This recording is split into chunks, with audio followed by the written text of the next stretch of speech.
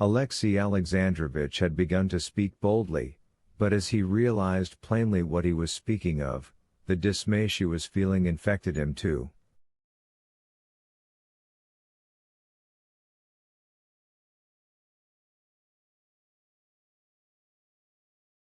He saw the smile, and a strange misapprehension came over him. She is smiling at my suspicions. Yes, she will tell me directly what she told me before, that there is no foundation for my suspicions, that it's absurd.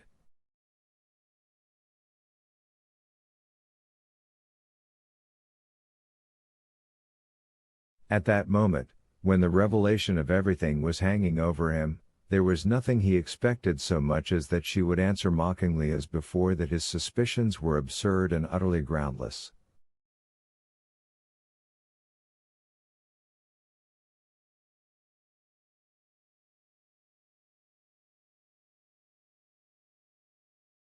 So terrible to him was what he knew that now he was ready to believe anything. But the expression of her face, scared and gloomy, did not now promise even deception.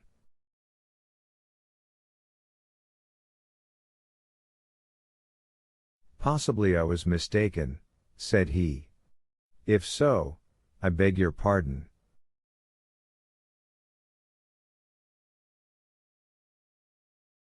No, you are not mistaken, she said deliberately, looking desperately into his cold face. You are not mistaken.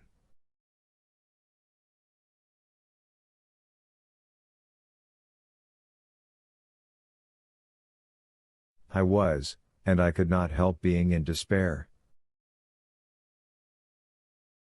I hear you, but I am thinking of him.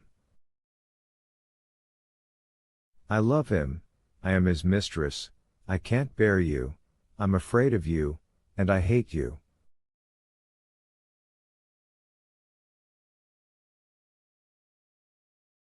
You can do what you like to me. And dropping back into the corner of the carriage, she broke into sobs, hiding her face in her hands.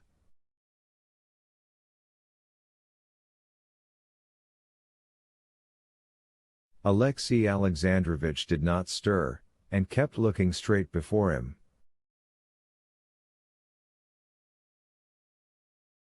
But his whole face suddenly bore the solemn rigidity of the dead, and his expression did not change during the whole time of the drive home.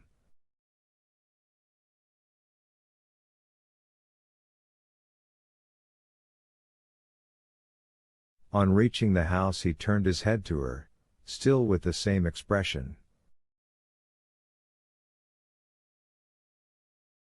Very well. But I expect a strict observance of the external forms of propriety till such time his voice shook as I may take measures to secure my honor and communicate them to you.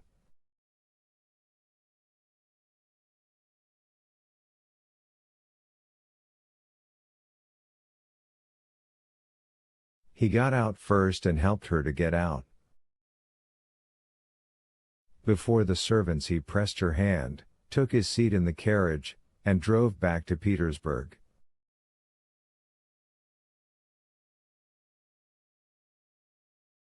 Immediately afterwards a footman came from Princess Betsy and brought Anna a note.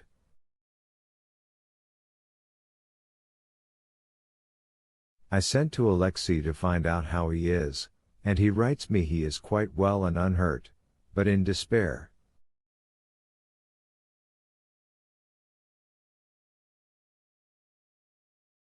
So he will be here, she thought.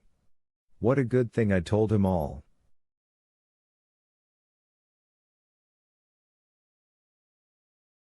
She glanced at her watch. She had still 3 hours to wait, and the memories of their last meeting set her blood in flame.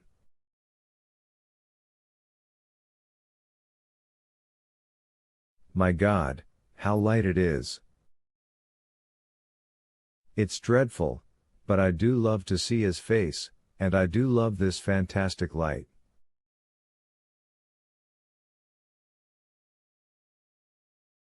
My husband. Oh. Yes. Well, thank God. Everything's over with him. Chapter 30. In the little German watering place to which the Sherbatskys had betaken themselves, as in all places indeed where people are gathered together, the usual process, as it were, of the crystallization of society went on, assigning to each member of that society a definite and unalterable place.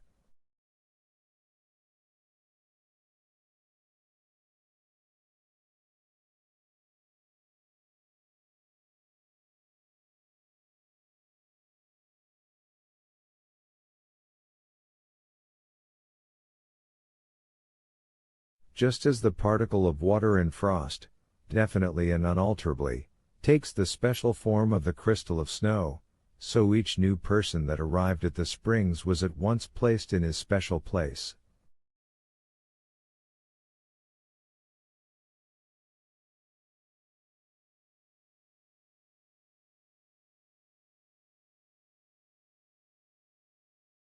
First Sherbatsky, samt Gemahlen und Tochter by the apartments they took, and from their name and from the friends they made, were immediately crystallized into a definite place marked out for them.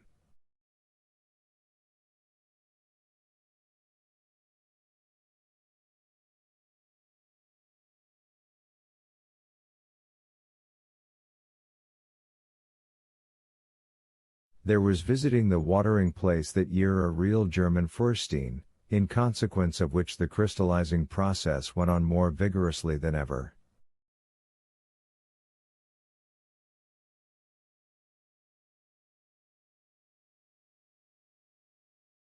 Princess Sherbatska wished, above everything, to present her daughter to this German princess, and the day after their arrival she duly performed this rite.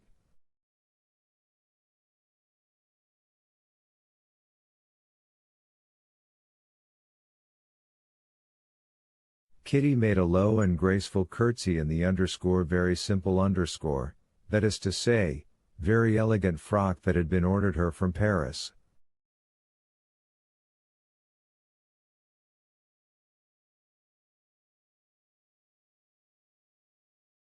The German princess said, "I hope the roses will soon come back to this pretty little face," and for the Sherbatskys certain definite lines of existence were at once laid down from which there was no departing.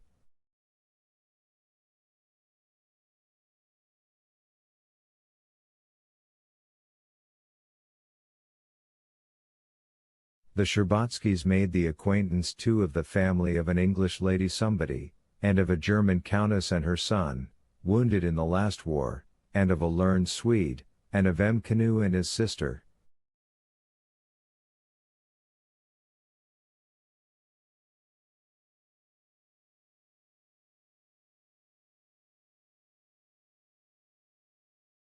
But yet inevitably the Sherbatskys were thrown most into the society of a Moscow lady, Marya Yevgenyevna Raticheva, and her daughter, whom Kitty disliked, because she had fallen ill, like herself, over a love affair, and a Moscow colonel, whom Kitty had known from childhood, and always seen in uniform and epaulettes, and who now, with his little eyes and his open neck and flowered cravat, was uncommonly ridiculous and tedious, because there was no getting rid of him.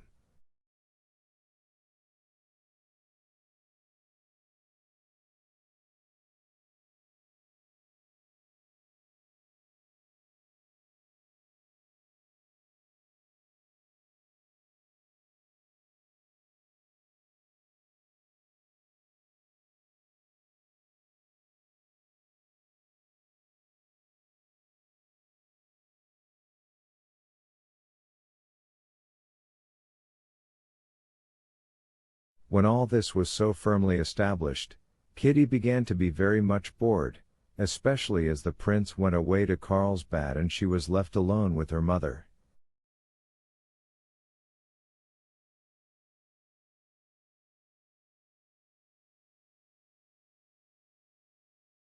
She took no interest in the people she knew, feeling that nothing fresh would come of them.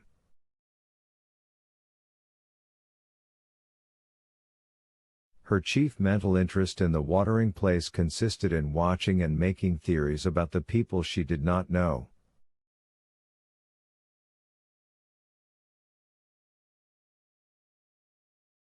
It was characteristic of Kitty that she always imagined everything in people in the most favorable light possible, especially so in those she did not know.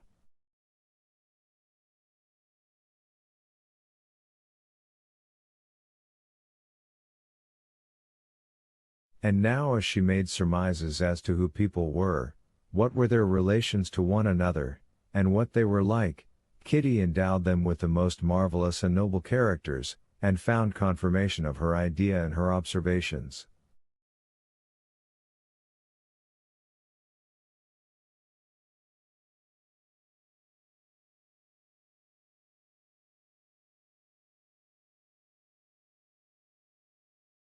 Of these people, the one that attracted her most was a Russian girl who had come to the watering place with an invalid Russian lady, Madame Stahl, as everyone called her.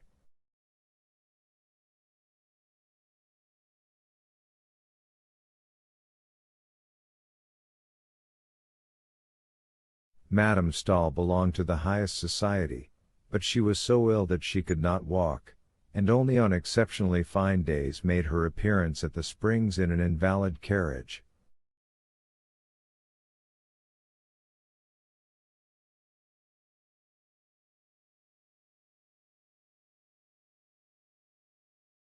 But it was not so much from ill health as from pride, so Princess Shtcherbatska interpreted it, that Madame Stahl had not made the acquaintance of anyone among the Russians there.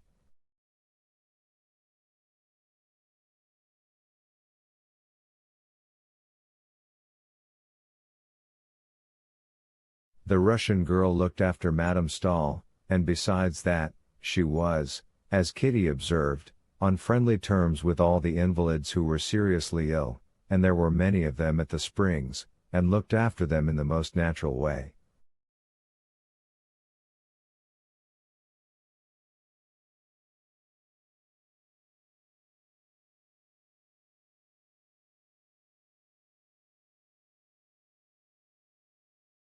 This Russian girl was not, as Kitty gathered, related to Madame Stahl, nor was she a paid attendant.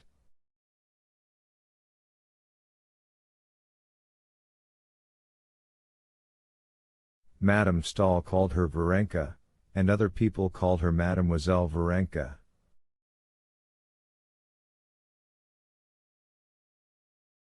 Apart from the interest Kitty took in this girl's relations with Madame Stahl and with other unknown persons, Kitty, as often happened, felt an inexplicable attraction to Mademoiselle Varenka, and was aware when their eyes met that she too liked her.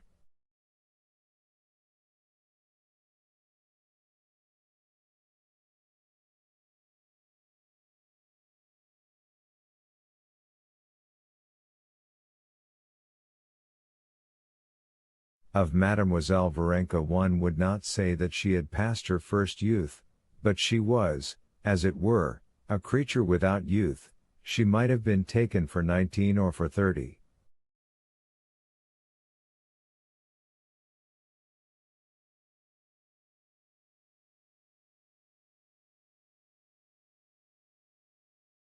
If her features were criticized separately, she was handsome rather than plain, in spite of the sickly hue of her face.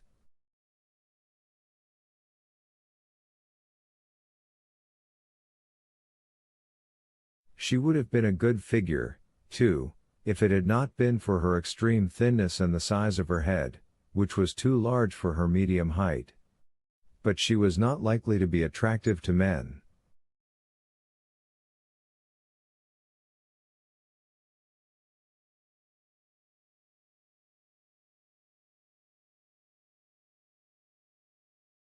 She was like a fine flower, already past its bloom and without fragrance, though the petals were still unwithered.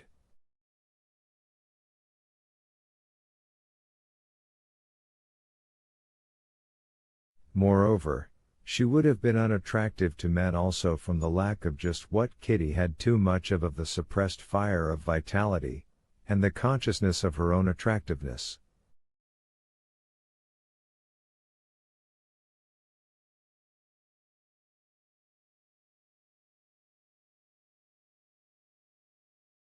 She always seemed absorbed in work about which there could be no doubt, and so it seemed she could not take interest in anything outside it.